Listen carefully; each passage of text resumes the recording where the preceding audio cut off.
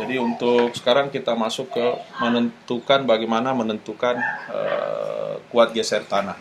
Ya, tentu kuat geser tanah, ya, kuat geser tanah itu bisa kita ketahui dari uji lab, ya, uji lab. Uji lab pertama, uji lab saya sudah jelaskan di awal kuliah tadi. Uji lab itu pertama bisa uji geser langsung, ya, uji geser langsung. Uji geser langsung hanya saja pada uji geser langsung atau direct shear ini failure plane-nya sudah ditentukan, ya, atau predetermined failure plane. Kemudian failure plane. Kalau untuk uji triaksial failure plane-nya tidak ditentukan, hanya kombinasi antara sigma 1 dan sigma 3 lah yang akan menentukan weakest point-nya, ya. Pada daerah yang paling lemah dia akan terbentuk failure plane.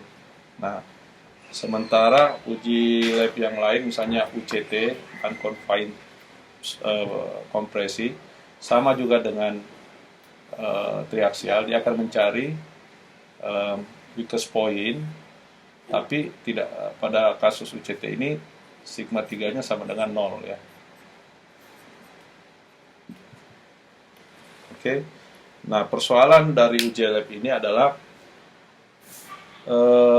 kita harus bisa mengetahui posisi air, ya, pada saat pengujian. Posisi air maksud saya apakah air di dalam tanah itu, sampel tanah yang kita uji mengalami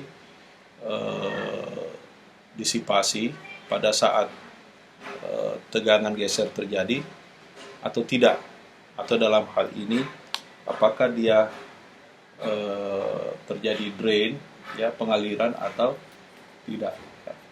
Apakah drain atau undrain, ya. Undrain maksudnya pada saat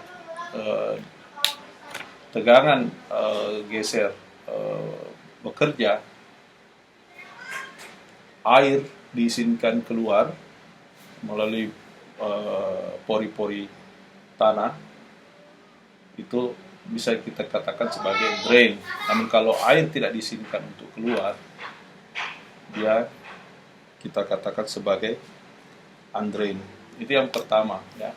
Ini yang harus kita lihat sebagai faktor penting di dalam menilai kuat geser tanah. Apakah di dalam pengujian kuat geser tanah kita uji posisinya, kita izinkan adanya drain kah pada sampel tanah, atau kita tidak izinkan terjadi disipasi air, atau di dalam hal ini kita katakan sebagai undrain.